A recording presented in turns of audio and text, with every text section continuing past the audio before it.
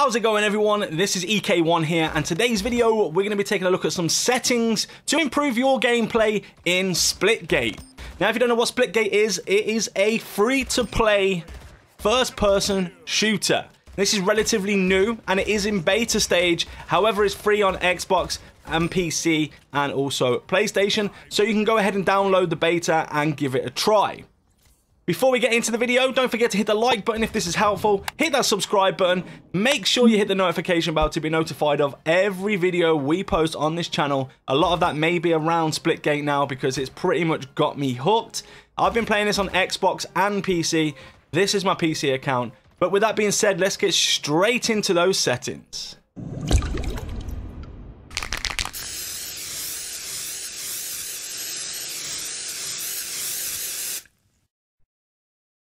So, start by just clicking escape and go to settings. Now, we are going to be doing this on PC. I will do a console version as well because some of the settings will be different.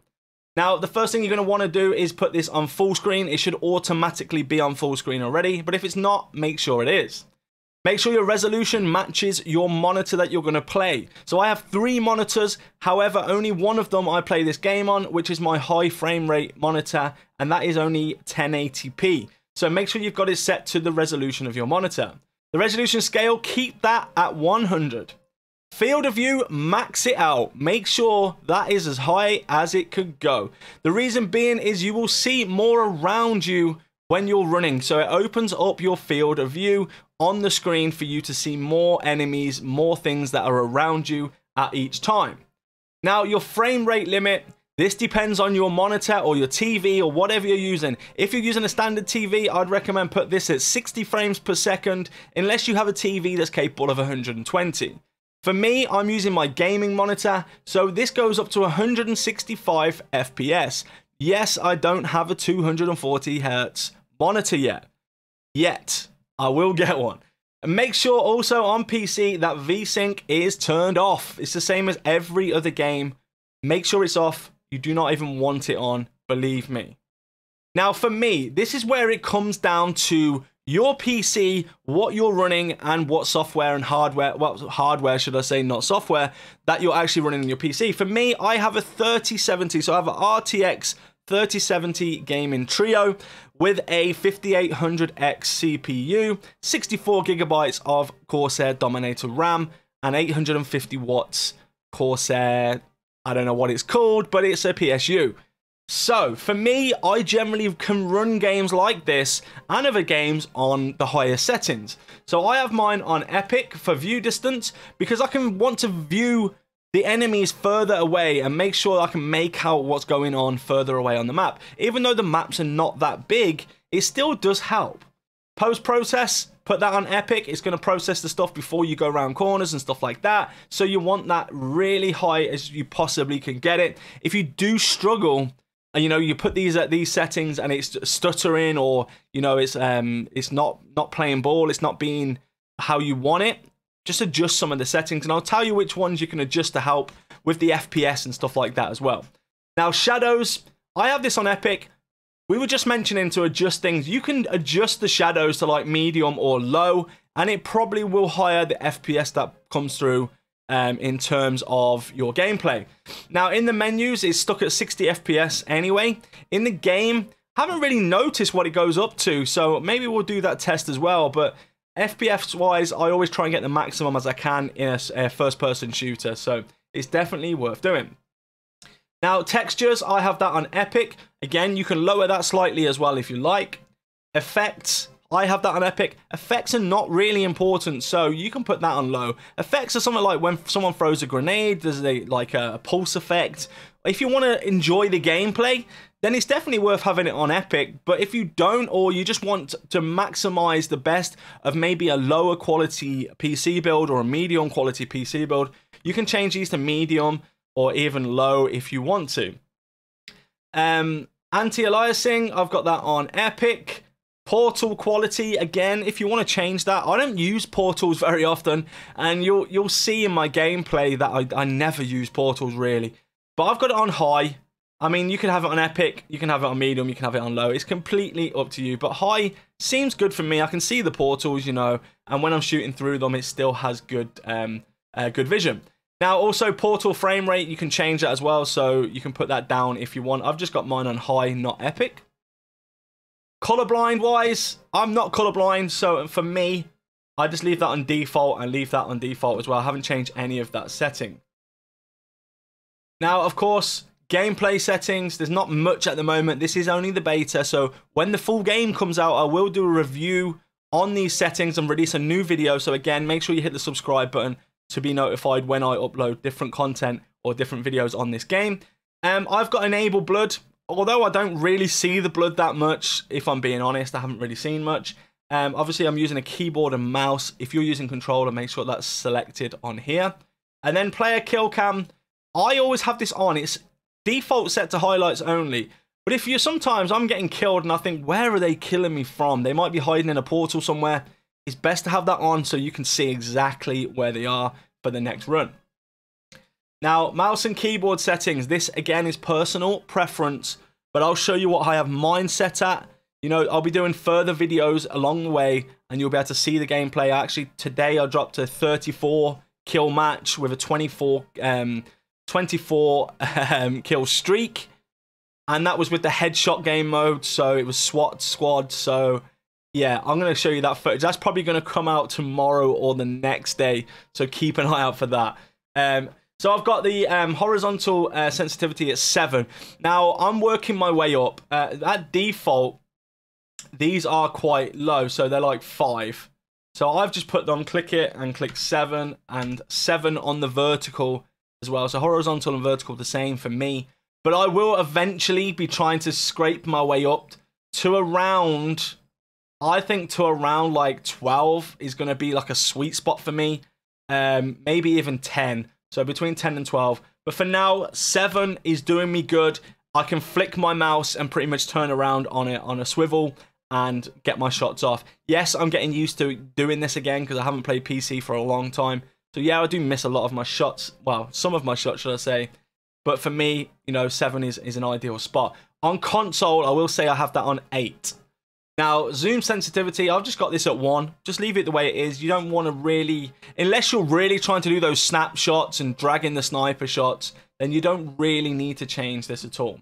Do not invert the look unless you like that. That means if you go up, it goes down. You go down, it goes up. You go left, it goes right. You go right, it goes left. You go round, it goes the other way. And you go up and down. You know, you don't want to do it. So just turn it off. Mouse smoothing, I haven't got that on. That's personal preference. I never do. Toggle crouch. Nope. I want to hold it down. And then when I let go, I want myself to jump back up. I have toggle sprint on. Now, for me, that doesn't really matter. Like, I hold it down anyway. I'm one of those people that always holds that button down no matter whether it's toggle or not. For some apparent reason, I always do that. Toggle zoom, you don't want that on because that means when you right click, it will stay in your ADS unless you do want that. However, I pretty much don't ADS that much in this game anyway. I do a little bit for further away, but close quarter, I don't ADS at all. So I keep that switched off so I can just hold the button down and then shoot.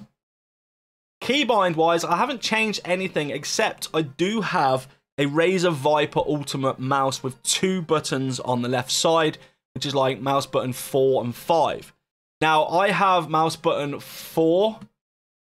Let me show you guys. 1 second. Where is it? Probably up the top, actually.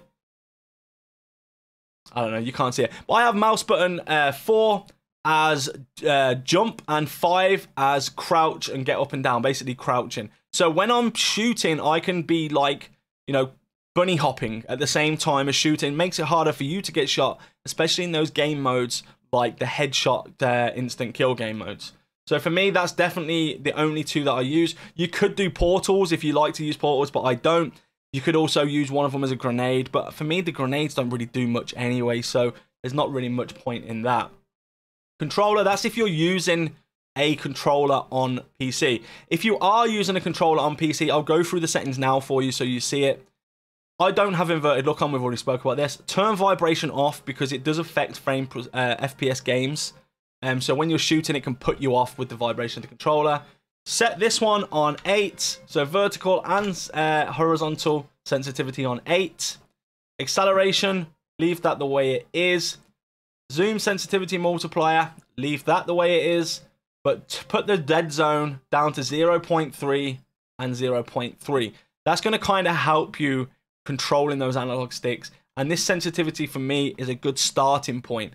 As I say, I started on 7 on the mouse and keyboard, and because I can flick the mouse enough and I've got my sensitivity set on my mouse anyway, how I like it, 7's good. But for controller, I feel like 8 is a good starting point. And then again, work your way up to around 10 to 12 and you should be good. The higher you go, you know, the harder it's going to be to control your aim. But if you can get good at a high sensitivity, then go for it. Now the controls, I just have mine standard. I don't mess with any of these controls. However, I do have the Xbox Elite 2 controller, I believe. With the two, I have 2 paddles on the back. I took 2 off. So I only have 2 paddles at the back. One of the paddles at the back I use to jump, and the other I use to crouch. So I can, again, do the bunny hop motion while shooting and not having to take my fingers off triggers. In terms of audio, I have master on 75. This is pretty much standard. The only thing I changed here is turn off the open mic, because if you're in Discord or you're playing with your friends in a party or TeamSpeak or whatever you use, you don't want it to come out of the TV or the monitor as well, or in your headset. Basically, it will echo. I also turn proximity chat off because I don't want people, you know, talking to me while I'm playing. I just want to play my game and just get on with it. And then, of course, set these to your default speakers and microphone. Now, on the UI, I've turned off show for FPS because I have mine set in the corner here anyway. So I've always got this on via Steam. If you need to know how to do that, let me know in the comments and I'll tell you how to do that on Steam. Subtitles, no, I don't want those. They're just going to get in the way. I want to see the damage numbers because I want to know how much I'm hitting for. Low ammo, of course. And then show sprint crosshair. So when you're sprinting, your crosshair will still show. This is where it comes personal preference. I've left mine as standard. Sometimes I do change it to like a green crosshair because the white one sometimes doesn't like glow. But in this game, honestly, I think that each of these crosshairs are perfect. I honestly can't fault the crosshairs at all. And the accuracy within the crosshairs are very good as well. We're going to talk about that in a separate video. But yeah, definitely impressed with just the defaults on the crosshairs. But play around with them. You can change different colors, or you can basically just pick enemy crosshair colors and stuff like that. Now, privacy-wise, when I'm streaming, I'm going to be using this. So I'm going to use anonymous mode, hide player names, stop stream snipers, stop people from trying to annoy you or ruin your day or ruin your game. And then social privacy, you can leave that on party chat only, or you just leave it off because I've turned off the chat comms anyway. So for me, those are the best settings right now. When the game comes out fully, I will do another video. Hang tight and I'll do one for consoles for you guys. I'll download it on PlayStation and Xbox. Sorry, I've already got it on Xbox. I'll download it on PlayStation and I will do one on each console for you, even though it's probably going to be the same settings.